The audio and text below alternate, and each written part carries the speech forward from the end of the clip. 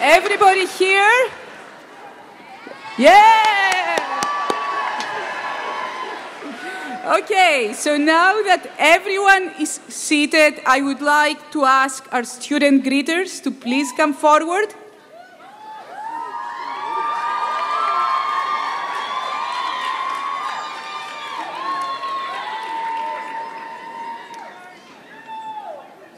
Our student greeters are now going to welcome everyone in, I think, about 14 different languages.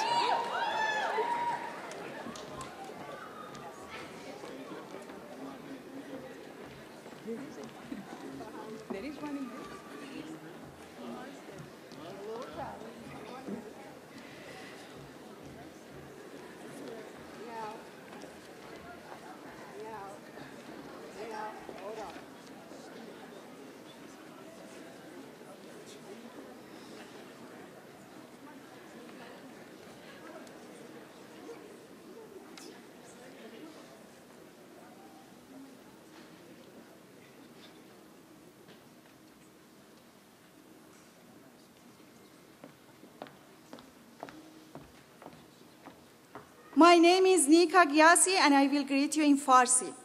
به جشن فارغ التحصیلی 2014 دانشکده روابط عمومی لاسکین در دانشگاه UCLA خوش آمدید.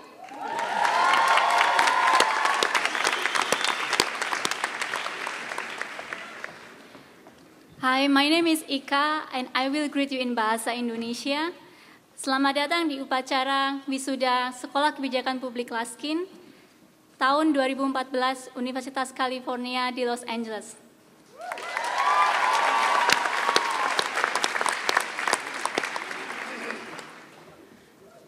Hi, my name is Fernanda and I will greet you in Spanish. Bienvenidos a la celebración de graduación del 2014 del Colegio Luskin de Asuntos Públicos de la Universidad de California en Los Ángeles. ¡Woo!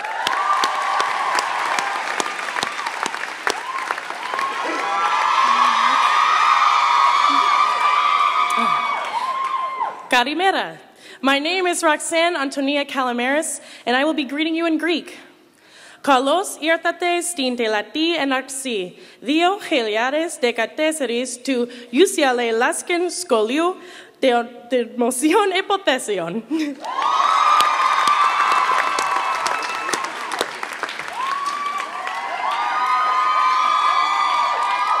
Hi, my name is Stephanie Asaturian, and I will greet you in Armenian. Բարի գալուս 2014-ի UCLA Luskin հանրային հարցերի դպրոցին ավարտական օրին։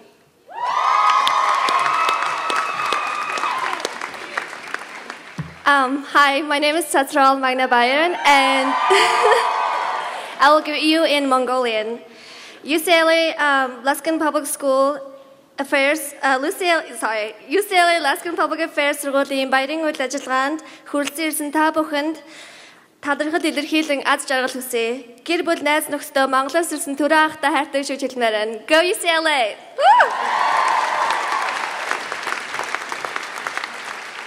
Hi everybody, my name is Wei Yi and I will greet you in Chinese Mandarin.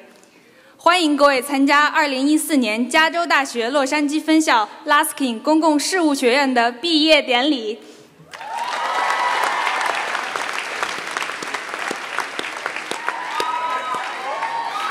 My name is Keitaro and I will greet in Japanese. カリフォルニア大学ロサンゼルス校ラスキン公共政策大学院2014年卒業式へようこそ。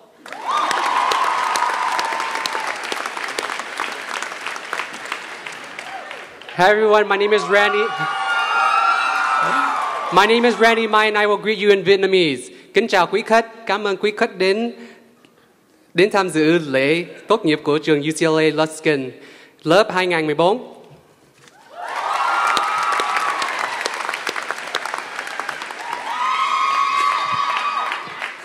Hi, my name is Martha Washoe and I will greet you in German. Herzlich willkommen zur Zeremonie anlässlich des Endes unseres Studiums an der UCLA Luskin School of Public Affairs.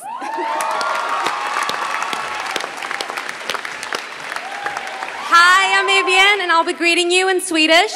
Välkomna till avslutningsceremonin för UCLA Luskin, skolan av allmänna verksamheter.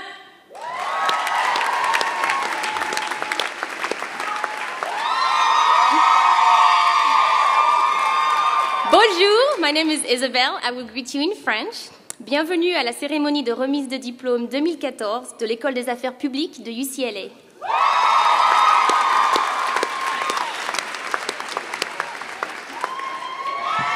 안녕하세요. Hi, my name is Haran Lee. I will greet you in Korean.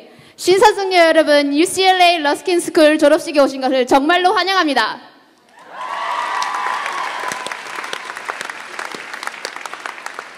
Hi, my name is Gabriela and I'll be greeting you in Portuguese. Bem-vindos à cerimônia de formatura da 2014 da UCLA Escola de Assuntos Públicos.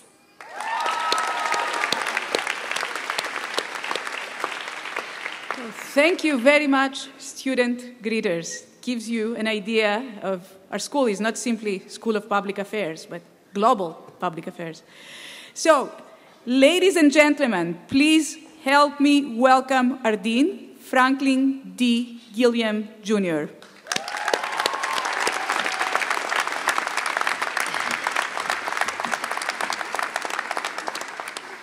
Good morning. It's my pleasure to welcome the faculty, families, friends, and most importantly, the graduating class of 2014.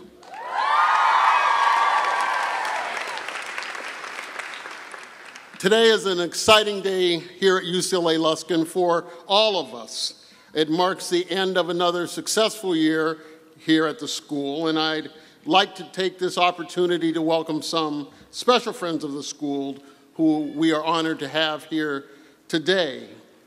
First, I'd like to welcome and acknowledge Meyer and Renee Luskin.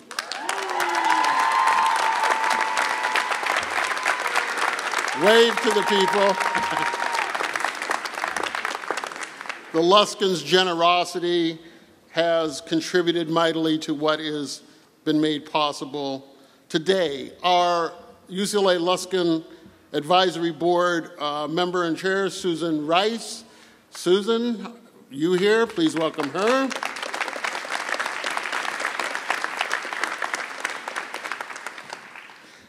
Several of our Luskin senior fellows are here, as well as members of Mayor Garcetti's staff that have mentored our Bonnet Fellows at City Hall this year, so welcome to all of you.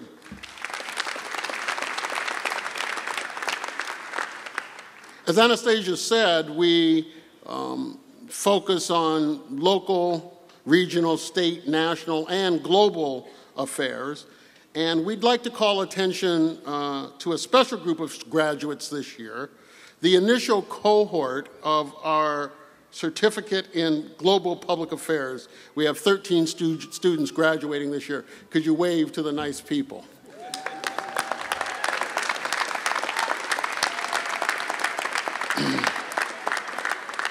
This new multidisciplinary program gives students a chance to infuse their studies with a global perspective and to apply their knowledge to address problems at any scale, around the block and across the globe. So congratulations to these global pioneers. For all the graduates of the class of 2014, we're here today to celebrate a major milestone on your career path. After you cross the stage this morning, you can proudly call yourselves a graduate of the UCLA Luskin School of Public Affairs. But while you will be taking some significant steps across this stage, I want you to look back and think of all the steps that you've taken that have gotten you here today. Each of you, at some point in your life, surely encountered something that made you say, we can do better than this. Maybe it was something you saw in your hometown. Maybe you were concerned when vulnerable communities were ignored by powerful interests. Maybe you felt the unintended consequences of regulations or were stopped by barriers, or your families found flaws in a system that were aggravated by needless inefficiencies. Whatever it was, something lit a spark in you. And because of who you are, you're tenacious and dedicated and motivated and talented folks, that spark grew into something extremely powerful. This idea that you have the power to change the world. So from that sort of initial realization and this idea that things could be made better, you took a step toward that vision. You found a group of like-minded folks, and I think you'll find that many of the people that you are sitting with today will become lifelong friends. I know many of us on this stage have many of our dearest friends were met when we were in graduate school. But today, these steps that each of you have taken have added up to an array of absolutely fascinating individual journeys that bring you to this milestone today. And we could not be, the faculty and the staff, more proud of the work that you've done along the way. When I welcomed you to Luskin a couple of years ago, when we had an orientation, I said something to you that everybody tells me is kind of corny, but I think you're starting to understand that we take it seriously. And that is our core mission is to create a better world. One person, one project, one place at a time. We understand that the world isn't going to change overnight, but it is only through the persistent and dedicated and tireless efforts of people like yourselves that we can create a more equitable and just world. And this idea of making the world a better place was eloquently expressed by Meyer Luskin when we dedicated the school, and he mentioned what he was asked, why they supported us as opposed to people who cure cancer or operate on brains. And he said, we are the people who weave together the tattered safety net. We are the people that make sure that the society functions as best it can. We are the people who take care of those most in need, and we are the people who think about the best ways to offer public goods and services. So I want you to remember today, and I want you to remember it for this journey you've taken, where the first steps and now this concluding step were guided by this idea that you can change the world, that you can make it a better place. Don't lose sight of that.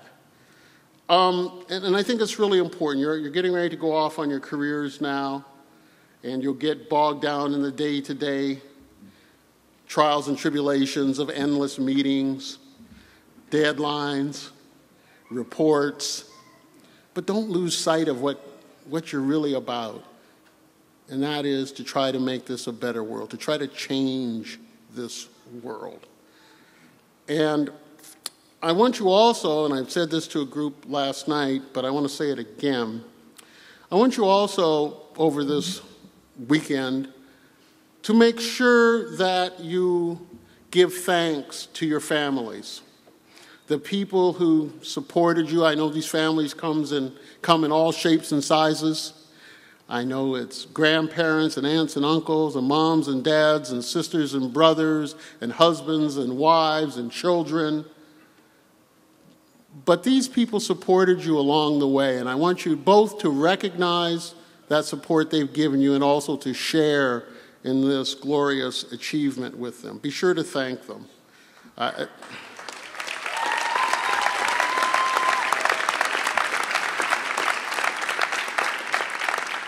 And just as your families have supported you, we here at UCLA Luskin will continue to support you and stand behind you. We wish you all the best in whatever your next steps may be.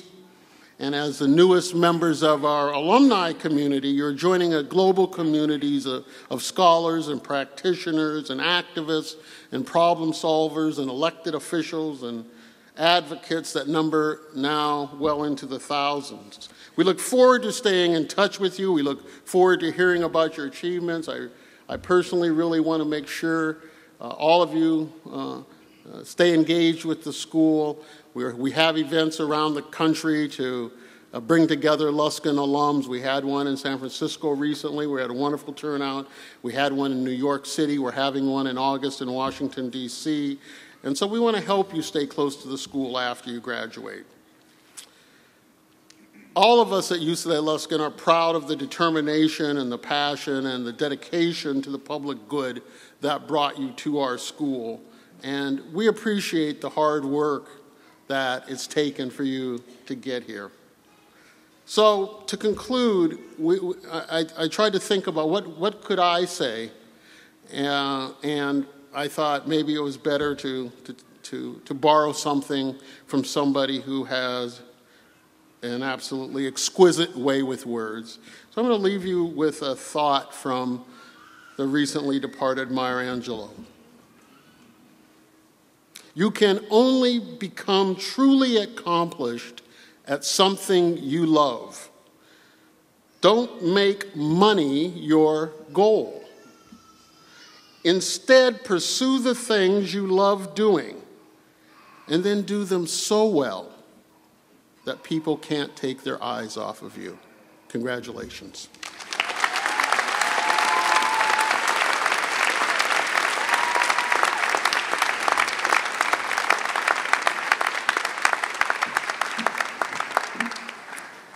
Thank you, Dean Gilliam.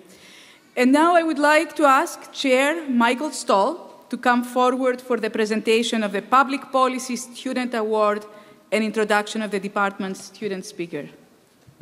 Thank you. Good morning. This year's Public Policy Student of the Year Award winner is Sam Krumholtz. Sam, please join me on the stage.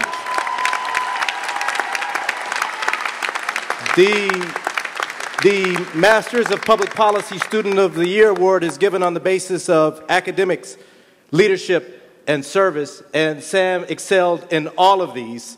Sam is a gold standard for public policy students, and come this fall, he'll be on his way to a PhD program in economics at the University of California, San Diego. Congratulations, Sam.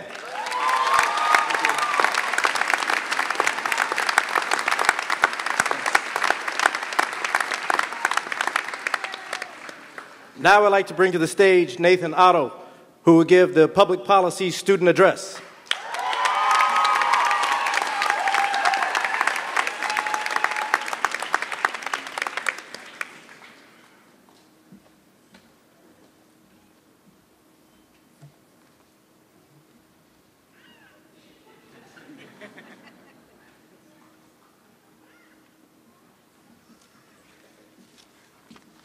We didn't do a dress rehearsal.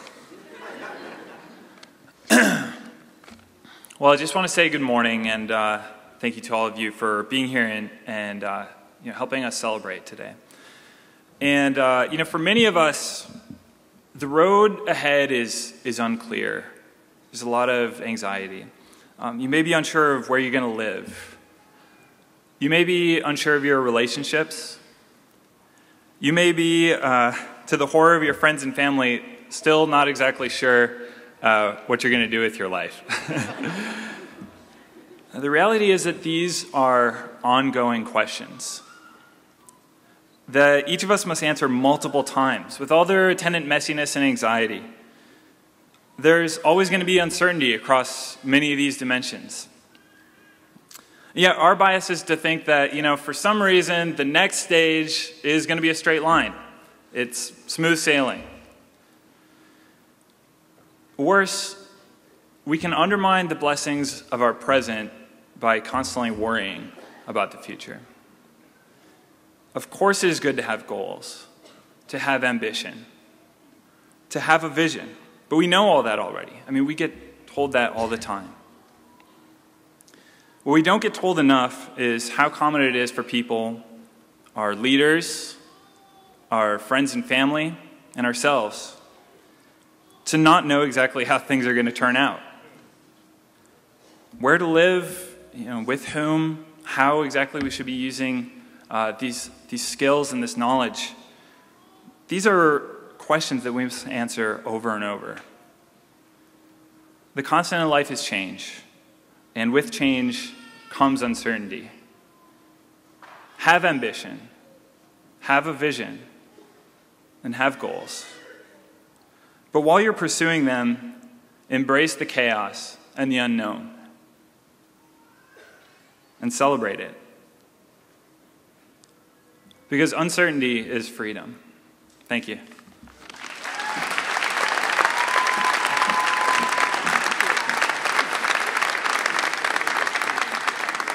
Great. So now I would like to ask Chair Todd Frankie to come forward, please,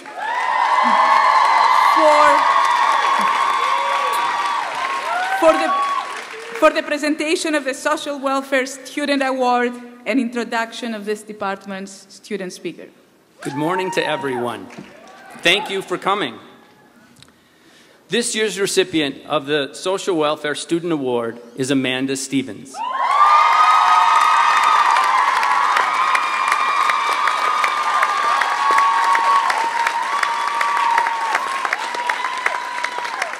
In addition to being outstanding academically, Amanda's leadership skills and, more importantly, her ability to bring out the best in others is what caused her to win this award this year. Congratulations, Amanda.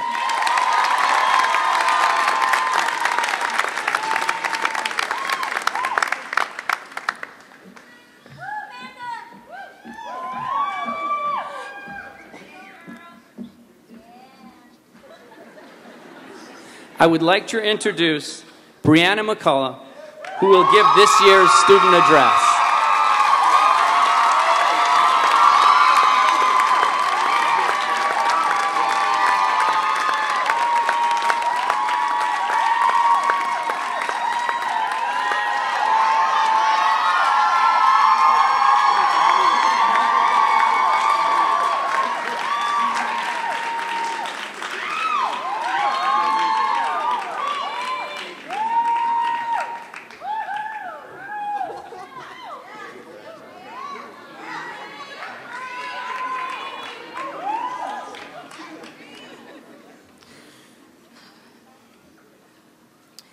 Dean of Public Affairs, Franklin Gilliam, Chair of the Social Welfare Department, Todd Frankie, distinguished guests, faculty, family, friends, and fellow graduates.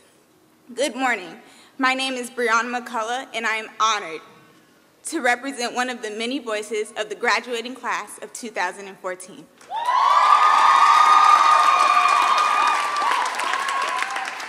First, the graduating class would like to thank those people in our lives that have pushed us, supported us, but most importantly, loved us through the process, because we know our journey would not be possible without your help. As I look at the graduating class, I wonder what moved me and my fellow colleagues to enter into this challenge, this journey. Luskin, the School of Public Affairs. For many of us, it originated from our own personal experiences, while for others, it may have derived from observing families and friends struggle with life's problems and unfair policies. Regardless of what brought us here, we all ended up on the same path to start a new journey at UCLA in the social welfare program. Like any new student starting any new level of education, multiple questions ran through our minds, like, do I really belong here? Was this the right choice? Do I really want to do 2 more years of school? And most importantly, how am I going to pay for it? Some of us may have been nervous, afraid, and doubtful for the new opportunity, while others were eager and ready to begin the journey. Most people think it is how we start that holds the most importance, but the piece that holds the most meaning really is where we end. Where we end all depends on our purpose, our journey, and our cause. As time passed, our fears began to suspend and our confidence exuded. Entering and participating in classes that focused on the history of social work, policies that were previously formed, direct practice, and research classes set the foundation for our learning. Our coursework in social work has provided us with the skills and knowledge that will guide our career. For example, MKO's exam with vignettes pushed us to become diagnostic experts in how to effectively decide or prescribe a course of action for clients. And our invaluable fieldwork gave us the opportunity to work with young people like 5-year-old Susie, who upon my arrival would not speak to anyone, but now is orally participating in class. This program has brought like-minded individuals who are passionate about social justice together to dialogue about issues of the world, and has taught us the importance of advocating. Who could forget the most important aspect of this entire learning process? How about the important clickers for quizzes? Or how emotionally charged our feelings classes were. And we will never, ever forget this phrase, trust the process. In any case, we were probed to investigate the history of our nation, because without knowing the past, the future cannot be improved. In the African culture, the word Sankofa means to look back. Sankofa teaches us that we must go back to our roots in order to move forward. We should reach back and gather the best of what our past has to offer and has to teach us, so we can achieve our full potential as we move forward. Whatever we have lost or been stripped of can be reclaimed and revived. So we, as the future social workers of tomorrow, must reflect on the foundation of our past. For example, Jane Addams, she founded the first settlement houses in the United States. We know them now as rescue missions and shelters. Etta Wheeler, she fought for the safety and well-being of one child, which ultimately led to the Department of Children and Family Services, as we know it today. Both of these individuals saw a need and did something about it, which reminds us that one person can make a difference. Just like the many individuals who fought for the poor, underprivileged, minorities, and the children in the past, it is now our turn to step up and receive the baton and continue to fight the good fight for social justice. There are still many vital issues that remain unaddressed, and I challenge you to do something about it. What will be our legacy? What do we do to stop another school massacre like Sandy Hook and Columbine, due in part to mental illness and bullying? 61% of students who were interviewed stated bullying could resort to students shooting other students. And what about domestic violence? Which of you will step up and tackle the issue of domestic violence? In our country, each year, 1 in 3 women who is a victim of homicide is murdered by her current or former partner. Finally, let's not forget about the lack of diversity on college campuses due to Proposition 209. Which of us will advocate for quality education for all students, whether they are affluent and living in Beverly Hills or poor and living in Watts? When will the educational playing fields be leveled so affirmative action is no longer needed?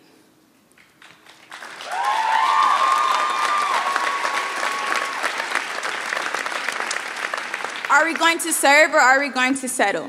Did we enter this program so we can solely change our community?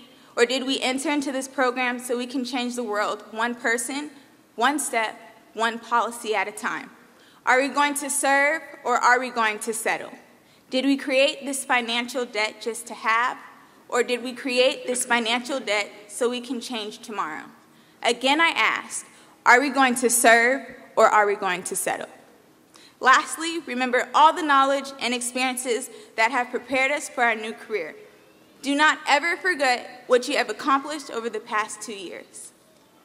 Whether it is personal or professional growth, remember where you started and how you ended. But most importantly, remember you are equipped and have all you need to be that one person who can and will make a difference.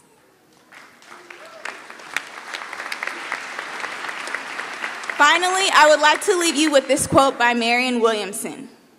Our deepest fear is not that we are inadequate. Our deepest fear is that we are powerful beyond measure. It is our light, not our darkness, that frightens us. We ask ourselves, who am I to be brilliant, gorgeous, talented, and fabulous? Actually, who are you not to be? Thank you.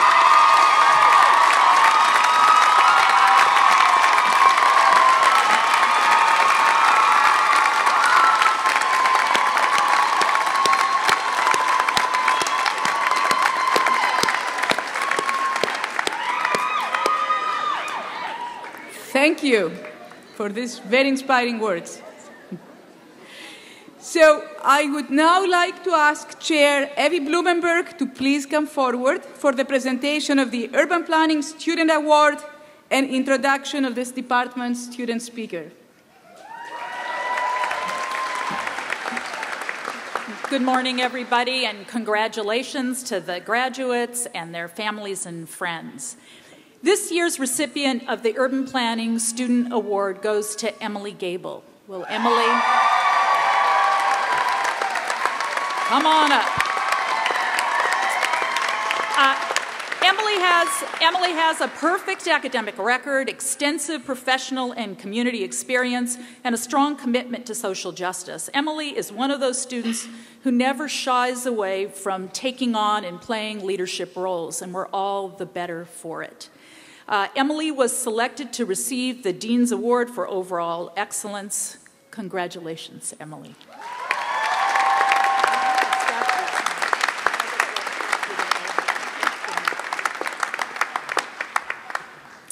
I would now like to introduce Benton Heimsath, who will give the student address for urban planning.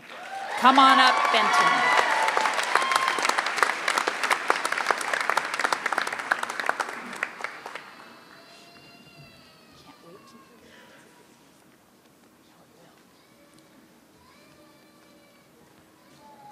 Hi, everyone. Man, I'm really excited to be here today. Awesome. Thank you. So I'm really honored to stand here before this truly exceptional group of planners that we're celebrating today. We are poised to achieve great things for the city of Los Angeles, the state of California, and wherever there is a need for sound policy and smart design, which, let's face it, is basically everywhere. For the last 2 years, I've had the distinct pleasure of working with some of the most intelligent people that I know. Moreover, I've been consistently impressed by their willingness to dedicate themselves to improving the lives of others. During late nights in the lab with no windows, during overlapping group projects, and through altogether too many GIS layers, this group has achieved at a level that would put current professional planners' work to shame. And outside of the classroom, this class has, in 2 short years, fought campaigns for bike lanes in Westwood, engaged communities to fight for smart and affordable development, and pushed for more equitable access to transportation services. Everyone has brought their talents to address the crucial problems of our time.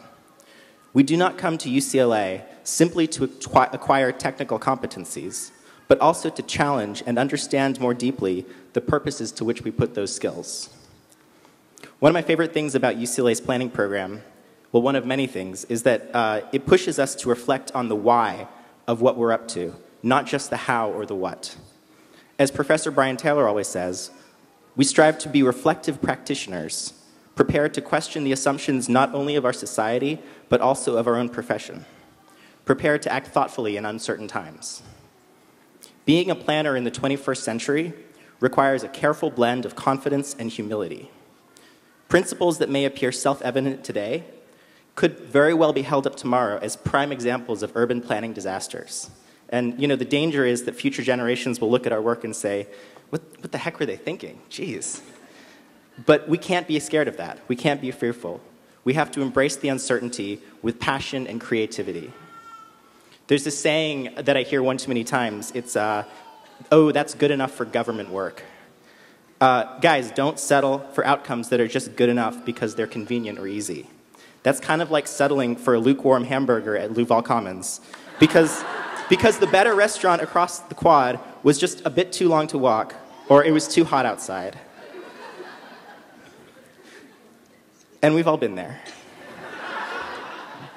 To the faculty and staff, thank you for pushing us to look beyond our prejudices, urging us to grapple with the wickedly complex urban issues that we face. Thanks for letting us drag you to various cities around the world in the guise of comparative planning. And thank you for looking the other way during one of our many, many happy hours on the roof. And most importantly, to the friends and families and loved ones in the audience, thank you for your unyielding support. Thank you for listening patiently to us as we explore our plan art obsessions, even if at times your eyes sort of started rolling back into your heads. I'm sure you know more than you've ever wanted to about gentrification, parklets, mileage-based user fees, levels of service, and minimum parking requirements. But without you, I doubt that many of us would have the privilege of sitting here today. I am confident that we as a group will be the ones to make a difference today and tomorrow. We will enhance affordable housing in the region, fight for a more sustainable food network, improve urban resiliency in the face of natural disasters, and develop new generations of sustainable infrastructure. We have the capacity to dream big, but also the savvy to bring those dreams into reality. So I want to leave you guys with this message.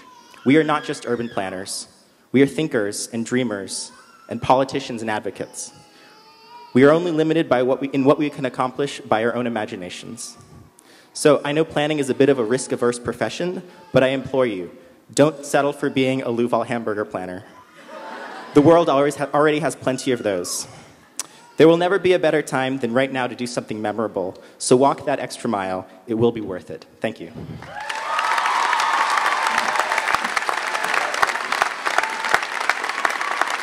It is my great and distinct honor to introduce our keynote speaker for this year's commencement, Congresswoman Karen Bass.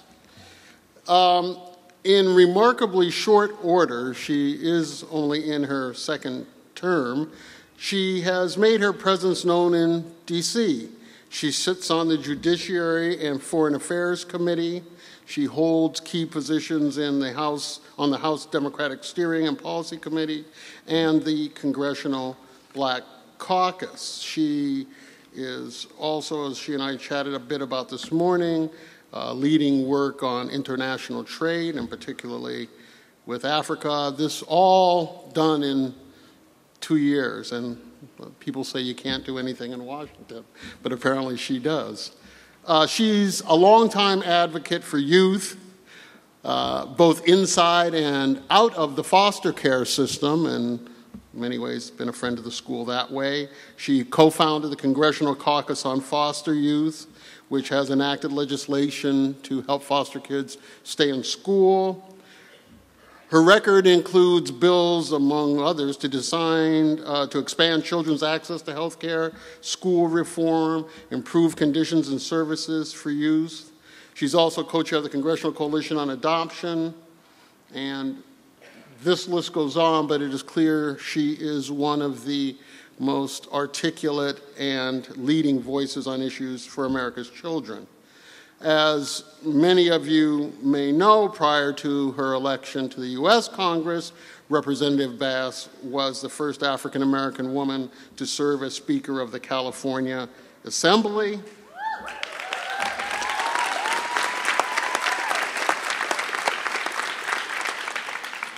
And while in the legislature in Sacramento, she was a leader on infrastructure projects and was heavily involved in policies and programs aimed to lift us out of the 2008 recession. I won't date my friend, but I think it's important to note that she was a precinct captain for Bobby Kennedy's '68 presidential campaign while she was still in middle school. As many of you Angelinos know, she also went on to found the Community Coalition, which organizes and continues to organize residents in South LA. It has become one of the leading social justice advocacy organizations not only in Los Angeles, but in the country, and she established a wonderful, wonderful model there. Representative Bass is local. She went to Hamilton High School, where I know some of our faculty have kids. She got her undergraduate degree at Cal State Dominguez Hills, and in an ironic and devilish turn of fate, she is working on a PhD and a master's in social work. That's the good news.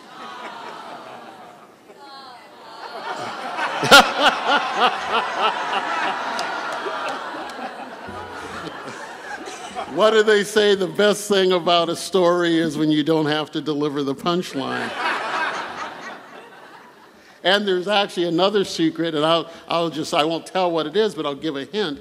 There is one among this audience who may be involved in grading some of Representative Bass's work, sitting with a cap and gown on. Ah, the plot thickens. Representative Bass is a longtime friend of UCLA Luskin. She was in the inaugural class of senior fellows, which, as you know, mentors our students. And I was pleased to spend a bit of time with her a few weeks ago where we were both on Mother's Day, we both were at an event for foster mothers. It was a wonderful event organized by the Pritzkers. And it just shows her commitment and her dedication to the pressing issues facing our region. Ladies and gentlemen, please join me in welcoming Congresswoman Karen Bass.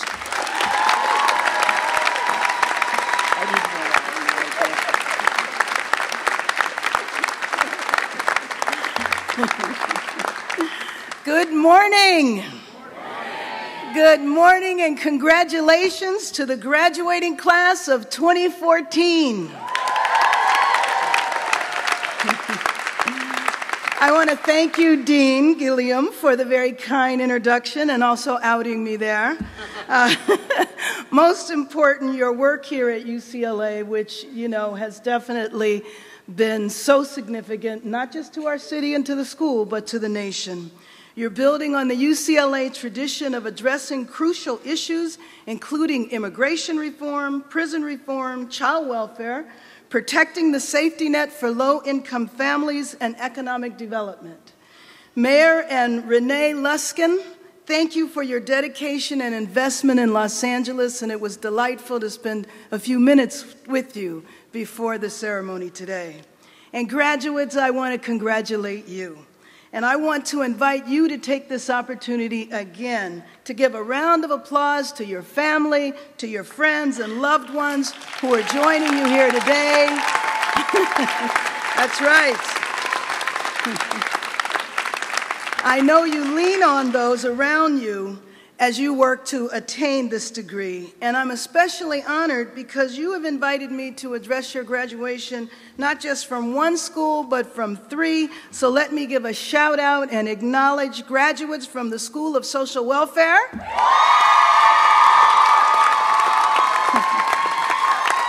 Hopefully I'll join you as one of those graduates next year. Graduates from the School of Urban Planning. And graduates from the School of Public Policy.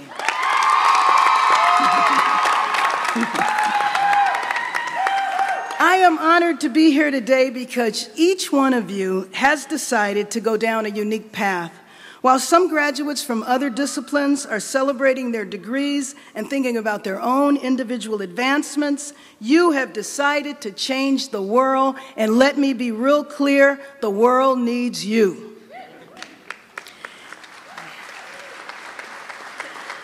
Changing the quality of life in our cities, protecting the safety net so no one in the richest country on the planet falls through the cracks into homelessness and hunger. You chose to pursue a lifetime of service, serving individuals, serving communities. Your service can take you around the world and down the street. Your service to our nation might take the form of helping to plan how the second largest city in the nation builds a transit system that lightens the load on our streets and freeways, or helping families and individuals navigate hostile, dysfunctional bureaucracies so they don't fall through the cracks into homelessness, are doing the research that identifies why the bureaucracy is dysfunctional in the first place, and why on earth we have such a hard time figuring out how to build a comprehensive public transportation system in our city. Your journeys will be unique, not just from other UCLA graduates, but also from each other. It is my hope that you will be challenged and inspired, and that your commitment to service will be lifelong.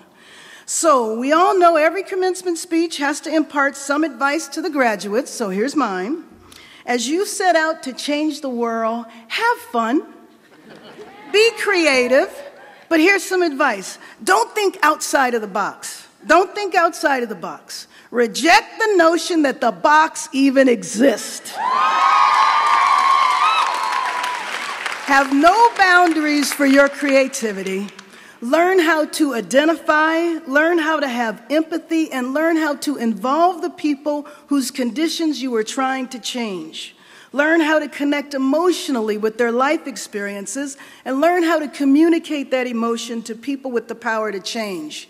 Now, if you are the person with the power, never lose the connection to the communities, to the people, and to the emotions of their struggle. Elected officials and other policymakers are inundated each day with hundreds, if not thousands, of different issues. In Congress, for example, I can attend 10 to 15 meetings a day. Each meeting can last about 30 minutes and be about completely different subjects. So how do you take your specific issue and make it grab the attention of a policymaker? How do you, as a future policymaker and decision makers, stay grounded so you don't make policy that is disconnected from the people you are supposed to be serving? Always stay in touch. Always remember, being grounded is a state of being that you must constantly ensure to work on. The danger you must always be aware of is losing your grounding.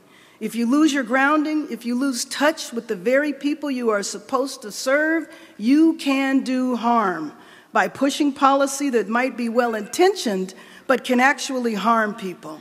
So let me share some positive examples with you. When I was first elected to the state legislature, I wanted to introduce legislation to increase support for the grandmothers, aunts, and uncles who step up and take care of the children in their family who would otherwise end up in foster care. But I was shocked at what staff and state legislators had to say about them. The apple doesn't fall far from the tree. Their kids didn't turn out right, so how could we expect them to care for their grandchildren? So we organized a group of about 200 grandparents and other relatives. We organized a public hearing, and legislators had an opportunity to hear their personal stories. It wasn't just about the statistics and the data. That's critically important. But it was about the emotional connection that was made, and after hearing story after story, there wasn't a dry eye in the house. Relatives are no longer controversial in Sacramento. In fact, ironically, some of my colleagues realized they were relative caregivers, but because they were middle class and didn't need public support, they hadn't even thought of themselves as relative caregivers. But after hearing from grandmothers and aunts and uncles, they were able to identify with their challenges and struggles. When we couldn't get the school board to pay attention to the level of disrepair in South LA schools, we gave a group of high school students disposable cameras and had them photograph the poor conditions. We blew up the pictures, and when the media saw the trash bags in toilets because the plumbing wouldn't work, decision makers raced to change the situation. Major grocery stores in South LA were selling meat at a discount, some of which was green and obviously spoiled. Neighbors took pictures, blew them up poster size, and store executives quickly scrambled to improve the situation. In Washington, D.C., when Congress was about to let a trade agreement expire that would have resulted in literally hundreds of thousands of Africans losing their jobs, we identified several East Coast Congress members who were holding up the bill. And just this coincidence happened that a group of ministers who just happened to be very concerned about U.S.-Africa relations just happened to visit them a couple of months before their election. In all of these examples, we changed the policies, we delivered millions of dollars in resources to communities, we got the trade agreement signed by the president, and thousands of jobs were saved, and all of that was good, but make no mistake, it was just the first step. After you win adoption of a policy, you have to fight for implementation, and then you have to fight to sustain what was won.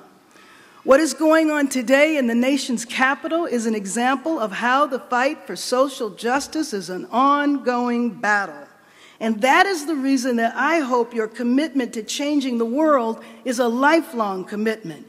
You see, it's not a matter of passing or proposing a policy, winning the policy, and then kicking back and relaxing while everyone mechanically implements the policy. An entire movement fought for the right to vote. An entire movement fought for the nation to establish a social safety net. And today, centered in the nation's capital and taking place in state houses across the nation, there is a tremendous fight over whether to dismantle what so many people fought for. In Washington, D.C., there is a great ideological battle over the role of government and how money should be spent. It's ironic because the very people who do not believe the government should be in the business of protecting the poor and who believe the government spends too much money have no problem at all spending billions of dollars for weapon systems that the military says are not needed and will likely never be used.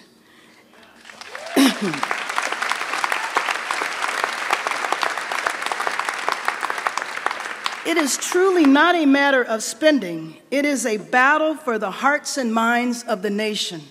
It is a battle about what kind of country should we have.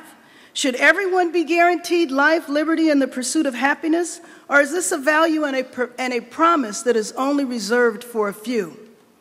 As you leave UCLA today and enter service, keep that passion that I see today and hold on to it. The issues will change, but the key to success in serving communities and countries is the passion and just sheer dedication and hard work that you devote to helping the people who are behind the issues. In service, passion is everything, and we need those who greet their service every day with unforgiving enthusiasm. So today marks your rookie season in the big game, and if I know anything about UCLA alum, you are going to be the MVPs of public service.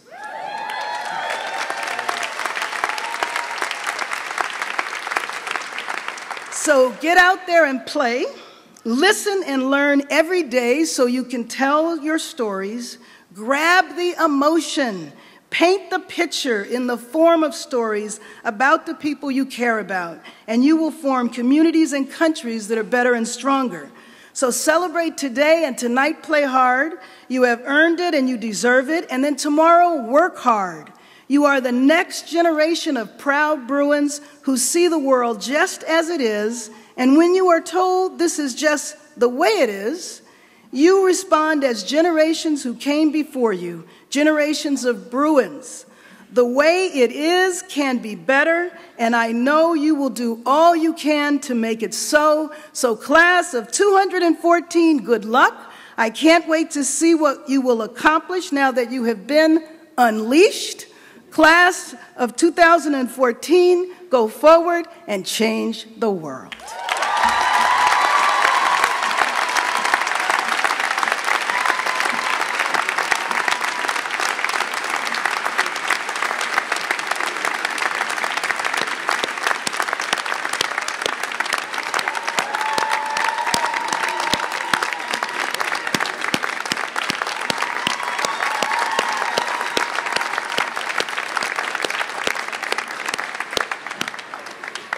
Thank you, Congresswoman Bass. You're quite a bright example for us and our students. Really appreciate it. So now, what everybody's waiting for, we are going to present our students. We are going to start presenting our doctoral students. They are no students any longer. Actually, yesterday night, the university, in an official ceremony called the Hooting Ceremony, has conferred the doctoral degrees. But we are going to ask and to come up because we would like to present them to you as well. And I would like to first ask Chair Todd Franke to present the doctors now of social welfare.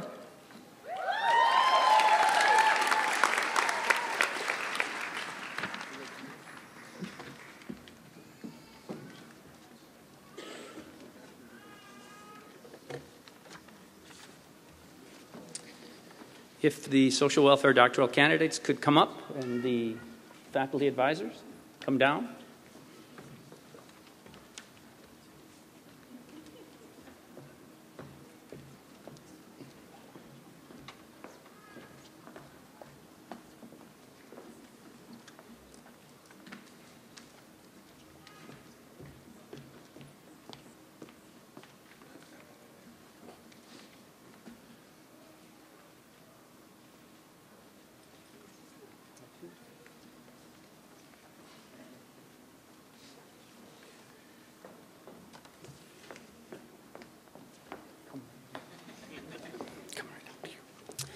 Let me have you greet Maria Alejandra Acuna. Her dissertation was entitled Family Storytelling and Post-Traumatic Resilience in Latino Youth. She has contributed significantly to the field and to the youth of Los Angeles by identifying important ways for families to help their youth deal with the post-traumatic stress that they suffer through on a daily basis.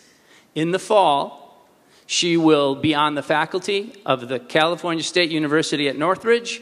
I would like you to welcome Dr. Acuna.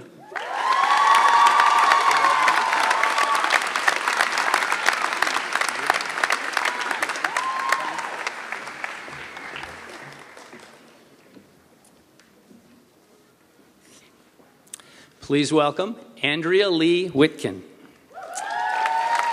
The title of her dissertation was Preventing Child Maltreatment and Neglect, New Directions for Successful Engagement and Retention for At-Risk Families. Her dissertation contributes to the field of child welfare by presenting new and novel ways for child welfare workers to engage families to keep them in service until they successfully complete their time in the child welfare system. She is currently on the faculty of the USC School of Social Work. Please welcome Dr. Whitkin.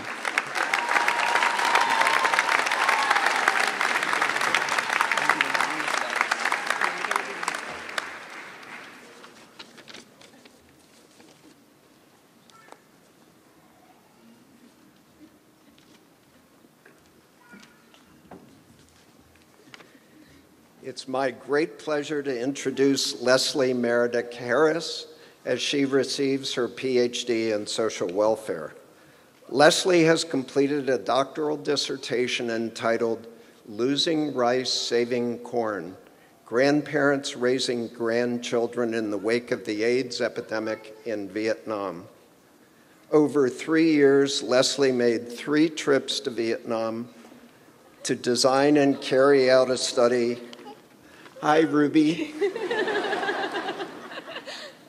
To carry out a study of 21 families in which AIDS had left grandparents as the sole caregivers of their grandchildren.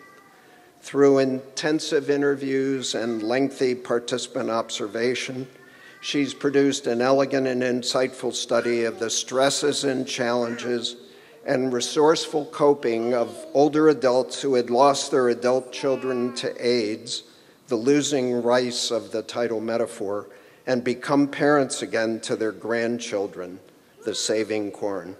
More personally, she has brought boundless insight, creativity, and warmth to those of us fortunate enough to work with her at UCLA. Leslie, husband Ben, and daughter Ruby will soon be moving to Louisville, Kentucky, where she will join the social work faculty at the University of Louisville as a tenure-track assistant professor. My very warmest congratulations, Leslie.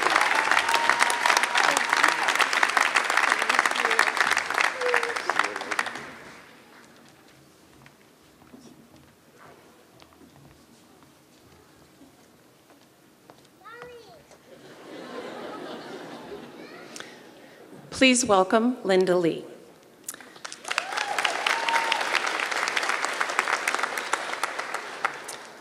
Linda Lee has interdisciplinary master's degrees, including one in human environment relations from Cornell and the other in social welfare from here at UCLA. Her research interests include vulnerable youth in residential treatment facilities and how their social relationships affect their well-being in this context. Her dissertation is titled Social Convoys of Foster Children After Entering Residential Treatment. Linda Lee is currently in consideration for a lecturer position at Cal State Fullerton. During her graduate studies, she and her husband Josh welcomed a baby girl, Haven, who is now almost 4. Please join me. Congratulations, Dr. Linda Lee.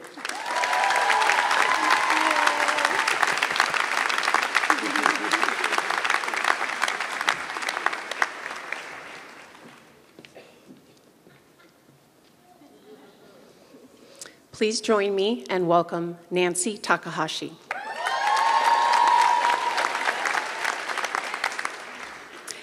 Nancy has a master's degree in social welfare from here at UCLA. Her research interests include the processes and decision-making involved in seeking acute and long-term care for elders and their caregivers at the Veterans Administration. Her dissertation is titled Understanding the Help-Seeking Behavior of Caregivers of Veterans with Diabetes. With her PhD, she will continue conducting research at the West LA Veterans Administration. During her graduate studies, she also met her fiancé, Anthony. I guess she got 2 degrees. Please join me in congratulating Dr. Nancy Takahashi.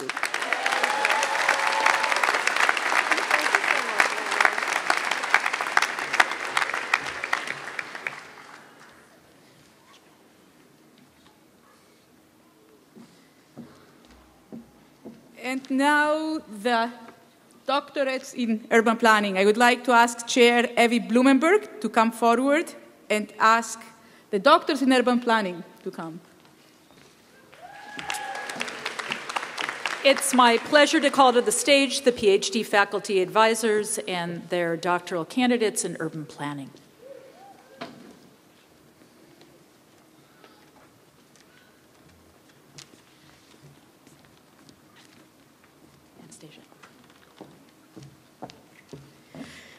Okay, I would like to present to you and introduce my student, Dr. Jonathan Bell.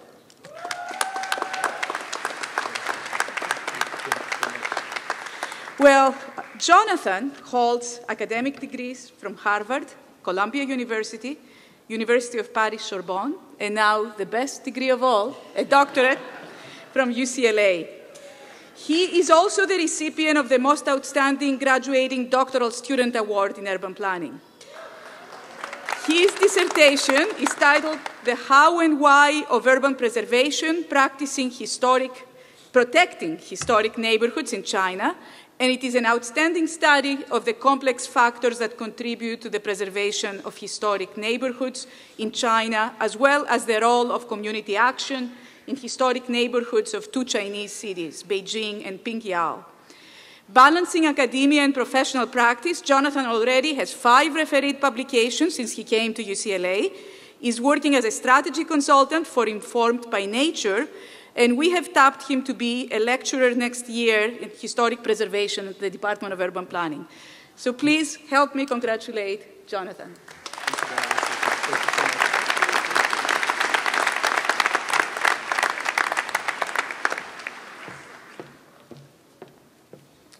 Please welcome Rebel Sims.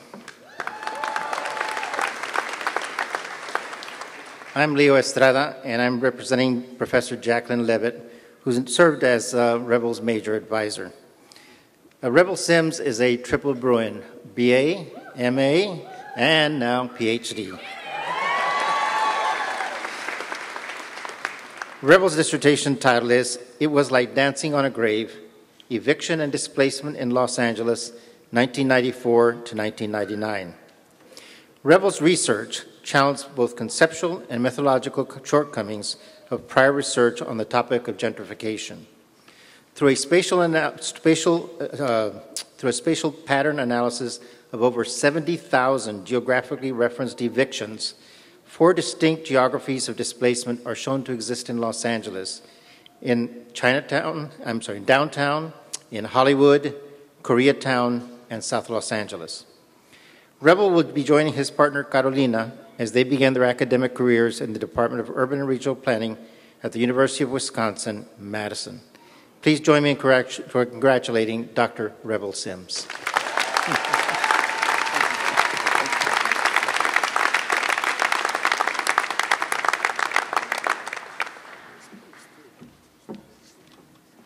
Okay, and now it's the time for the candidates of the Master of Public Policy, and Professor and Chair Michael Stahl and Professor J.R. DeShazo will present the candidates for this degree. Dean Gilliam will confer the degrees. Thank you, Associate Dean. Will the candidates for the Masters of Public Policy please rise? Dean Gilliam, I present to you the candidates for the Masters of Public Policy degree. And on behalf of the faculty of the Department of Public Policy, I certify that these candidates have fulfilled the requirements, indeed the rigorous requirements of the Masters of Public Policy degree. By the power vested in me by the Regents of the University of California, I bestow upon you the degree of Master of Public Policy and all rights and privileges thereof.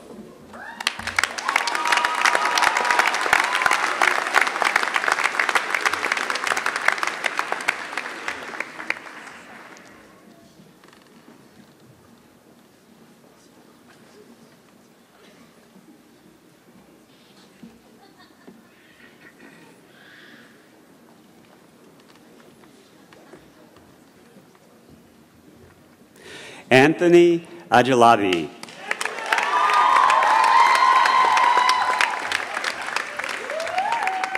Amanda Morale.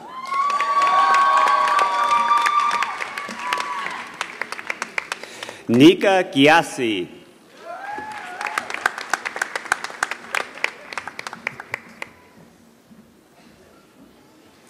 Luis Fernandez.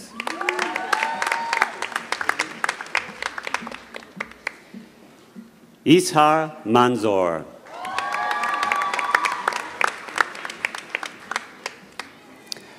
Corinne Stubbs.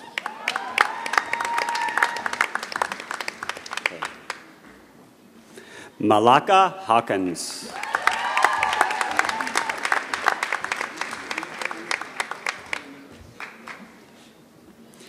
Allison Muckle.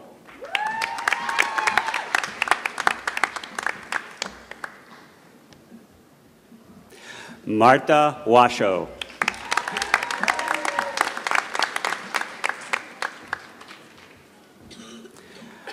Andrea Jones.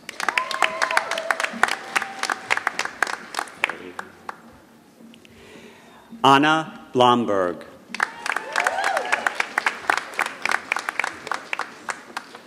Vernessa Shi.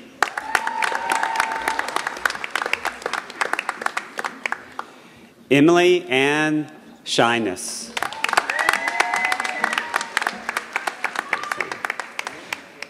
Samuel Krumholtz.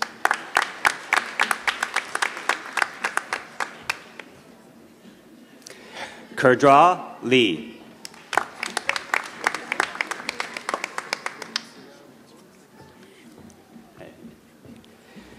Jamie Poster. Thank you. Craig Pulsifer.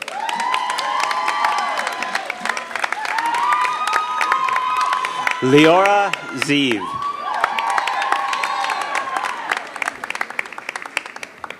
Quinn Lundberg.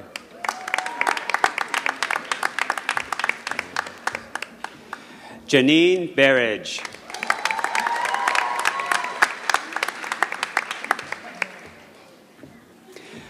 Amanda Daninger.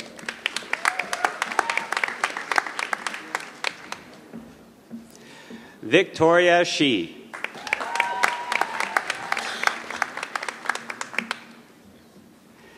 Nathan Otto.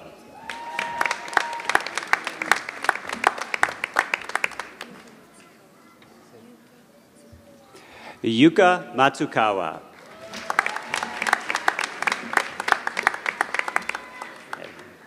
Nicholas Blair.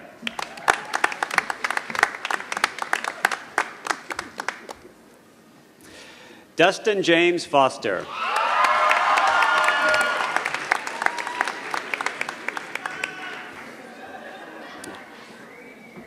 Saira Gandhi.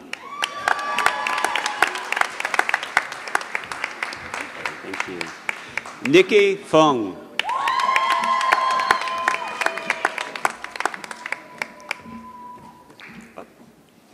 Lisa Marin.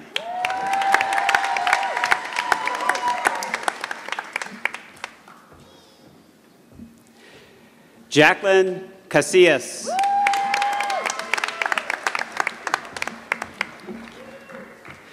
Leila El-Imam.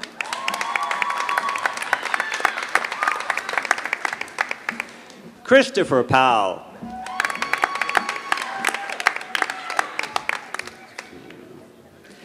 Jay Lee. Maria Fernandez.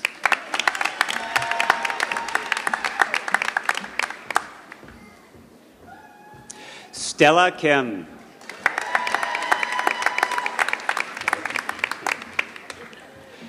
Avian Day.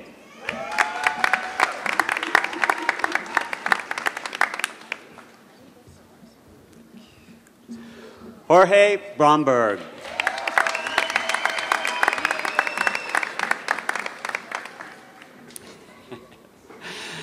Melody Liao.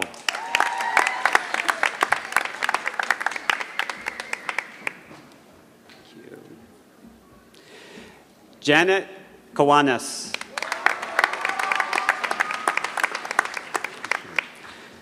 Gabriela Vieira Cardoso.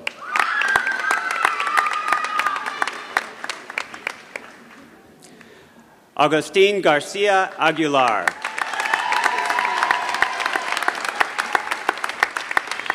Kaitaro Tucci.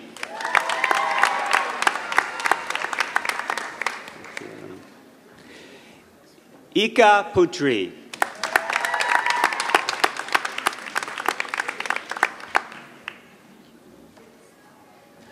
Yachu Chen.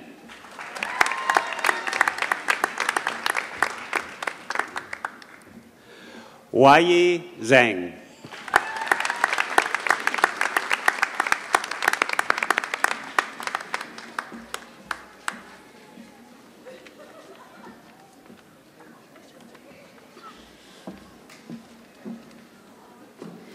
We will now present the candidates for the Master of Social Welfare.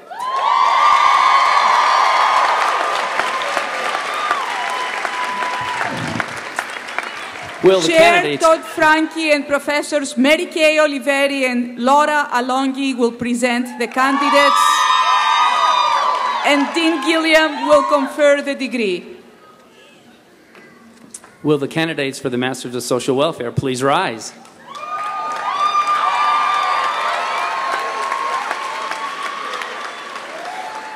Dean Gilliam, I present to you the candidates for the Masters of Social Welfare.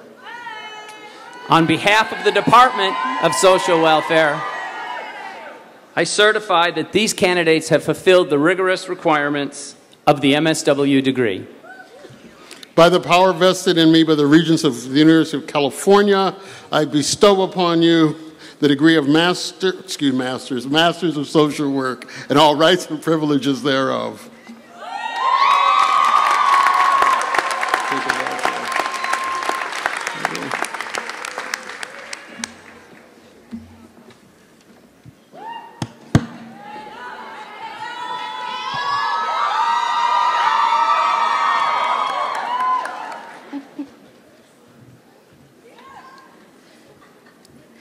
Cara Lynn Scartassini.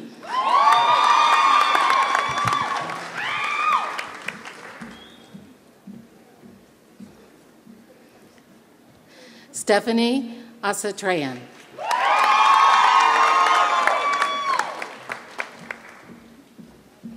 Gabriella Rose Stump.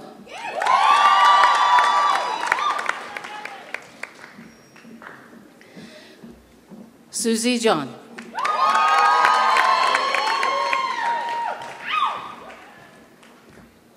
Kishana Patan.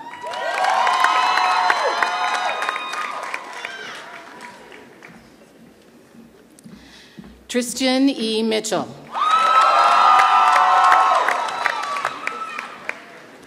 Cecilia Stump. Alicia Morales.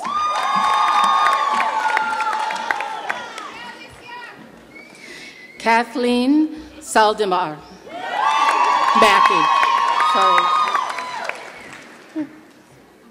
Jennifer Lazaro Torres.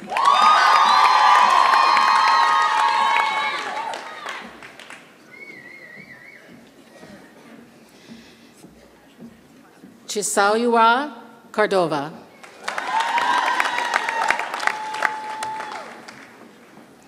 Megan Lee Maddock.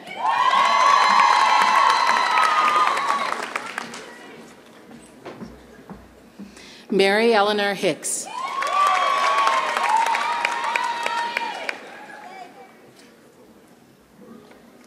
Michael Lee O'Hara.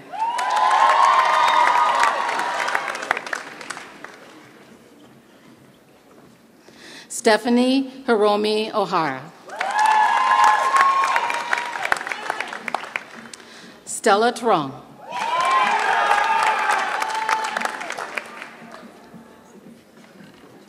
Congratulations. Eva Mays.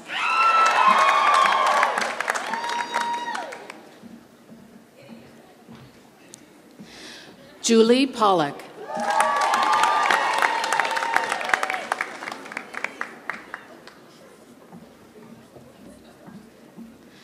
Giselle Louise Jones.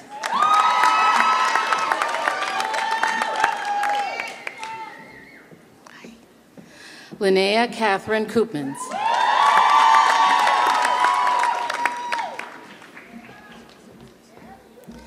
Elizabeth Kerr Cooper.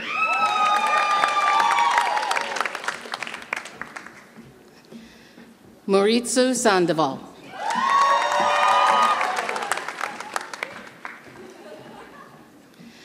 Jennifer Michelle Rubio.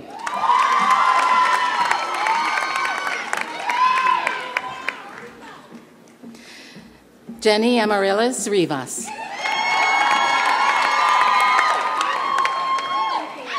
Hi, Joanna. Joanna Sarah Williams.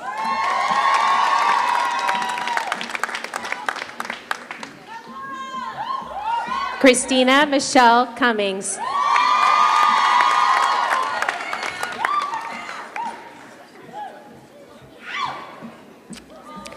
Arne Haidapetian.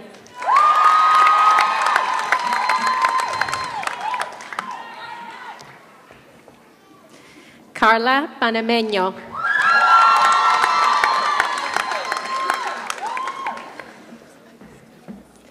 Cristina Avila.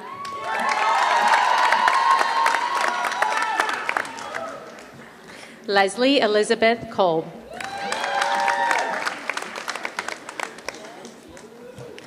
Courtney Catherine Kent.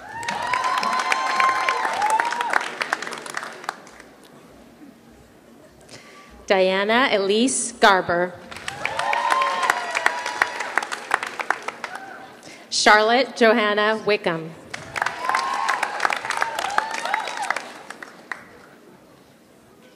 Megan Riley Stamford.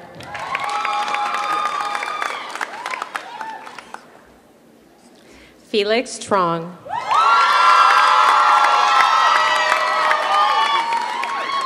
Melissa Ann Dorman.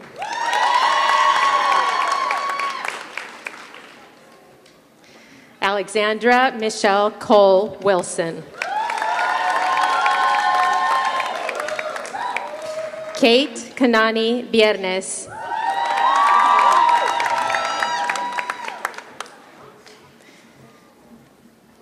Jessica Eugenia Gillian. Catherine Ann Gomez. Bree Brooks Ortega.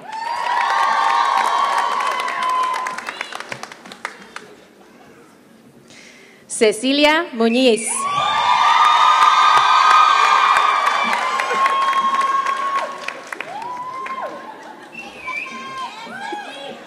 Megan Aubrey Whitaker.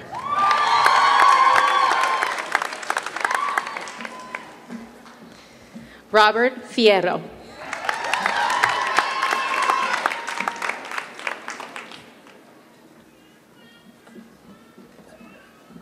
Allison Carter.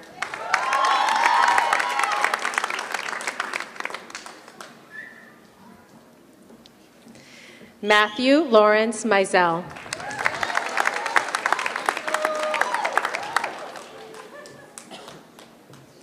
Alexis Sebastian Cooney.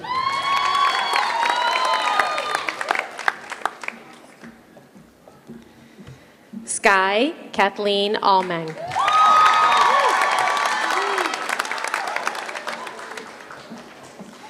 Jackie Finch.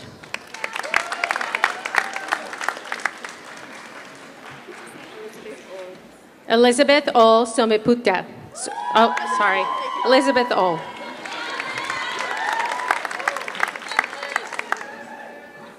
Maisha Williams.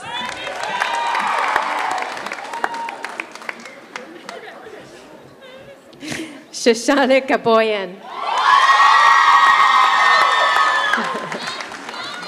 Dahlia Kabab.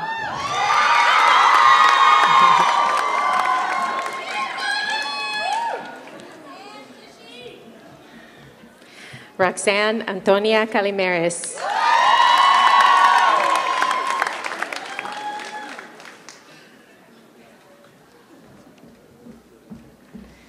Karen Paula Ward. Laura Danielle Carnegie.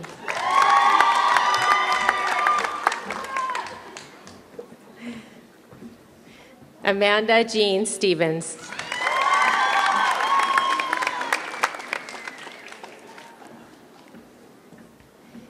Isabel Huguette Lee.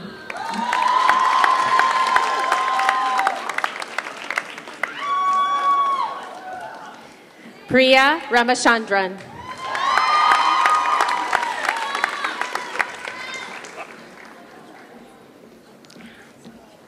Sarah Denise Rodriguez.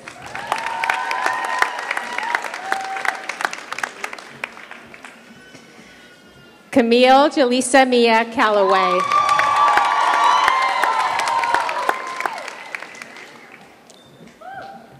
Amelia Bobby Thason.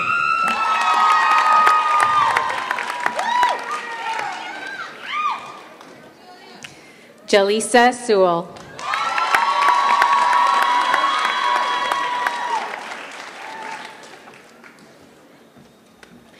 Brianna Monet McCullough.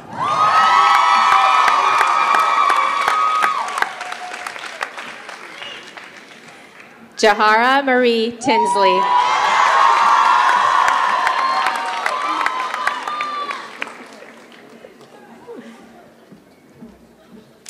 Divinity A. Sardin.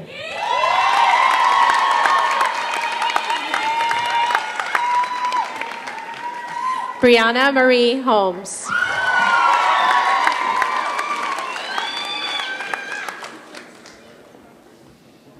Stephanie Lennox Udovich.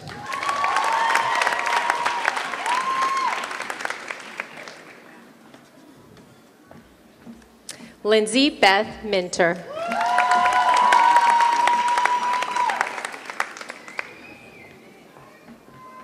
Lindsay Marie Soderstrom.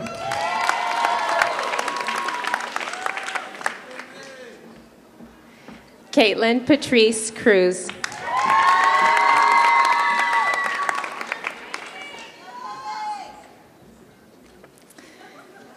Hannah Ruth Mandea Hall.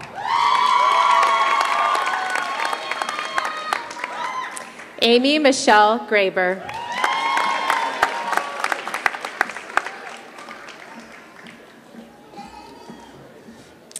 Amy Eng. Eric Evan Sherman.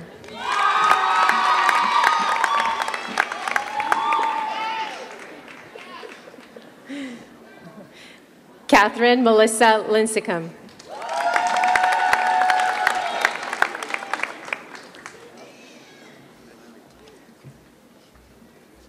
Aaliyah Magdalena Bell.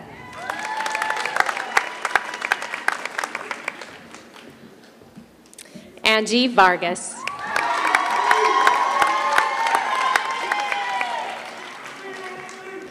Cassidy Sarah Brooking Lang. Kelly Christine Halseth.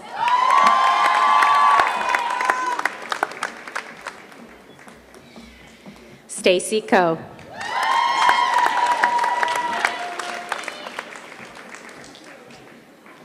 Yana Kim. Brent Eli McLeod.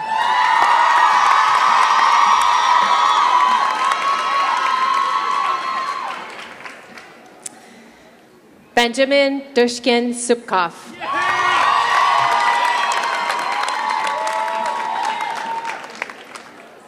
Daniel Y. Cha. David Kalmus.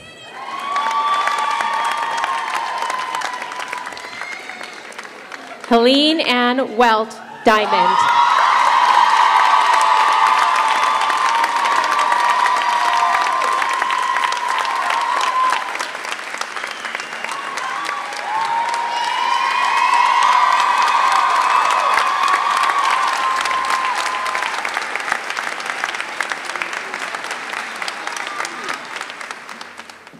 So I see that I don't have to ask you to rise because you've already done that. Dean Gilliam, I present to you the candidates for the Master of Urban and Regional Planning. On behalf of the faculty of the Department of Urban Planning, I certify that these candidates have fulfilled the rigorous requirements of the MERP degree.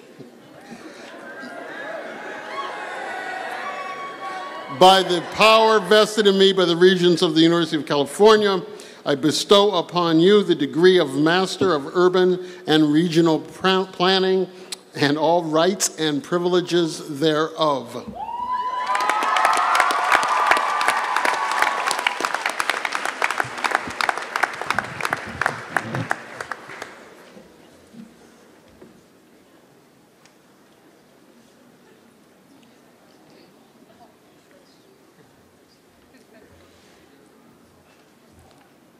Daniel Jesus Garcia. Shai Cohen. Lisa Wu.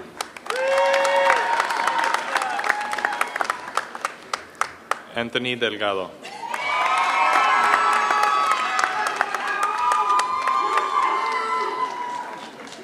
Randy Xuan Mai.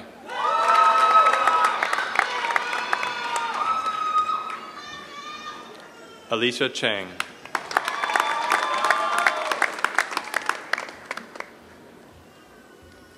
Chandara Pech.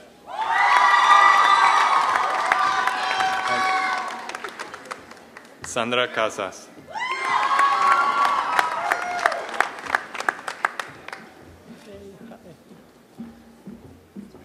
Dolly Situn Nuhalat. I think that's that. Hi. Daisy Miguel.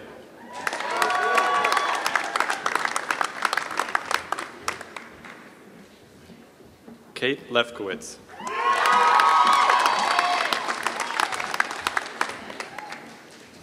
Natalie Nava.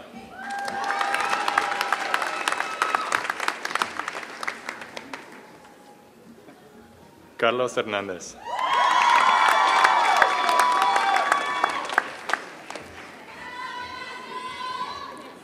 Ana Maria Luna.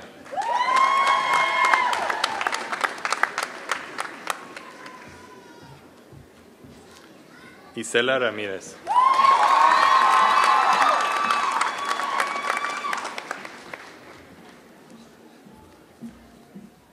Julia Lippeklein.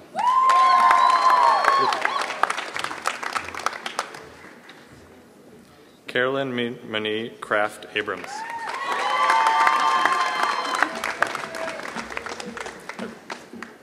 Ara Kim.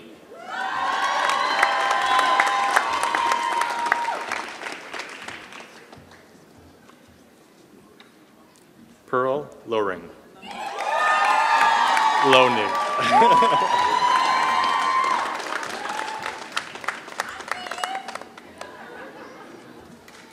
Gustavo de Aro.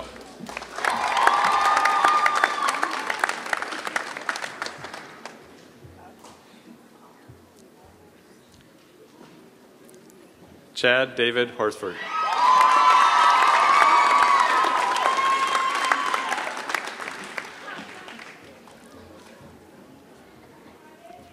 Connie Chow.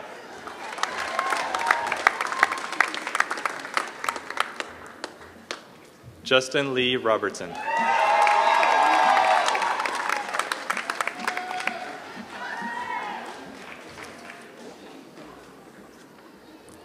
Catherine Olo. Yay. Nicole Walter.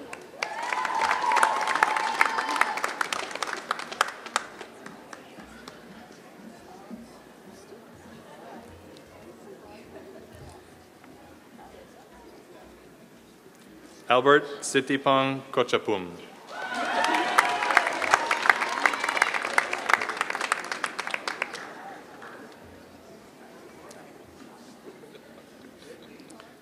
Fernanda Noel Roveri.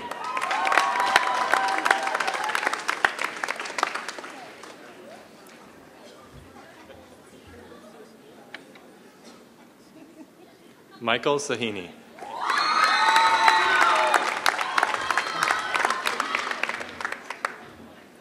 Rosa Guadalupe Guillen Sanchez.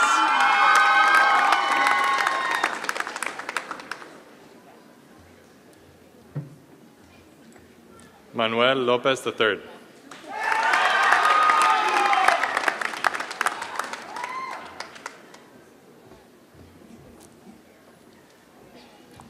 Lucine Vartani.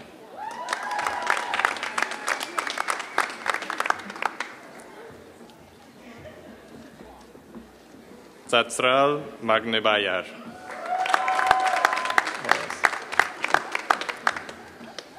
Alec Kazmir Turek.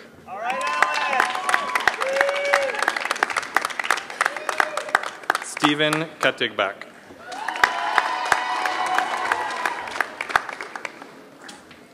Jennifer Zen Wong. Melinda Parshall.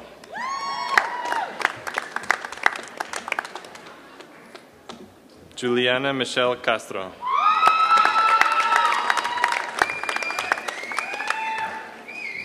Laurel Harriet Hunt.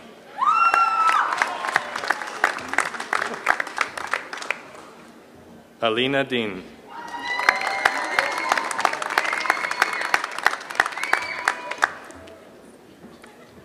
Holly Danielle Fajak.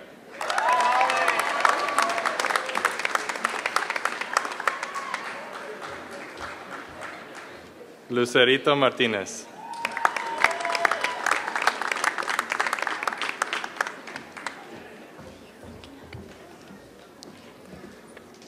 Jing Deng.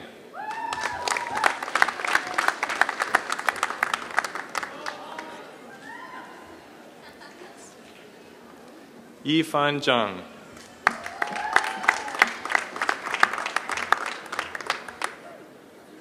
Salvador Montes.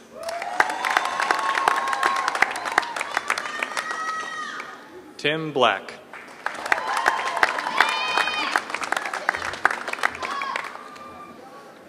Brandon Rene Flores.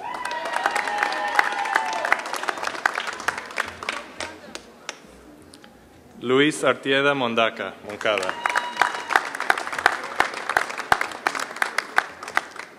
A.K. Munaim.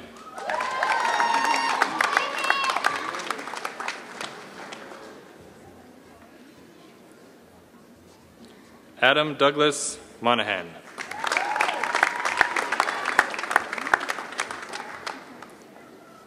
Teresa May Winnery.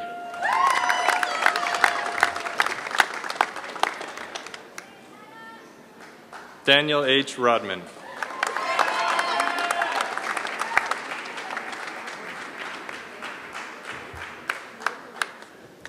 Hiran Lee.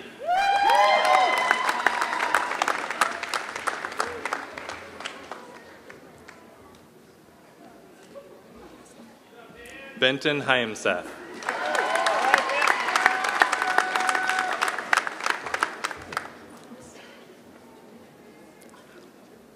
Jess Howen McBride.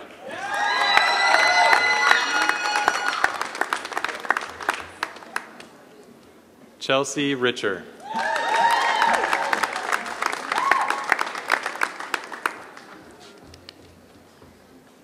Rupinder Kaur Bolaria.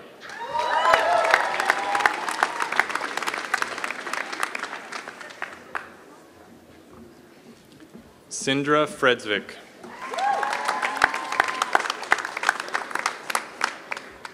This is hard. Emily Sparks Gable.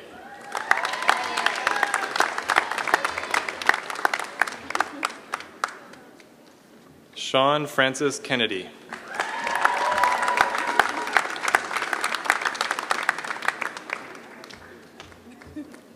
JD Wasilko.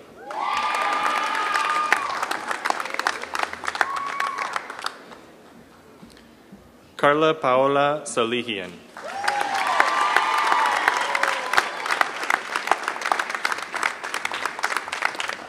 De Avila. Vicente Romero.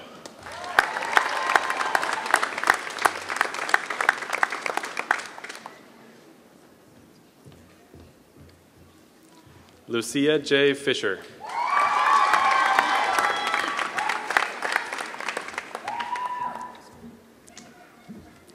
Tulsi Patel.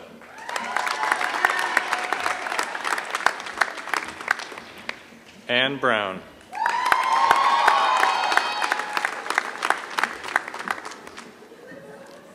Doreen Zhao.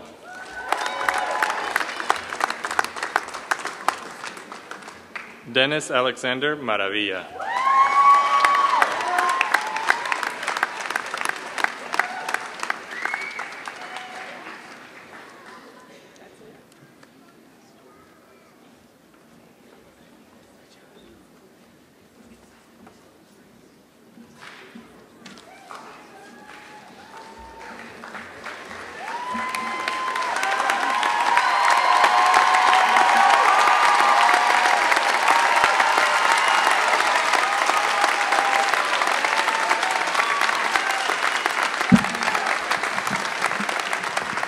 Congratulations, class of 2014. This now concludes the commencement ceremonies for the graduating class, but let me close by saying a couple of things and thanking a few people. First, I'd like to give special thanks to the university organist, Professor Christoph Bull. Please give him a round of applause.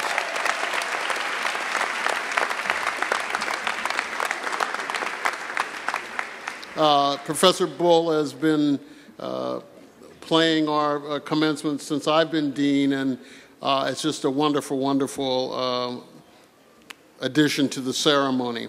I'd like to again thank the faculty for attending and the staff for all the work they do. A big thank you to Congresswoman Karen Bass for her inspiring words. Please give her a round of applause.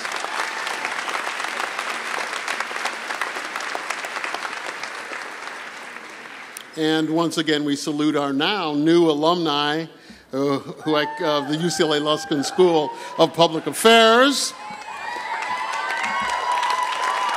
Please stay in touch.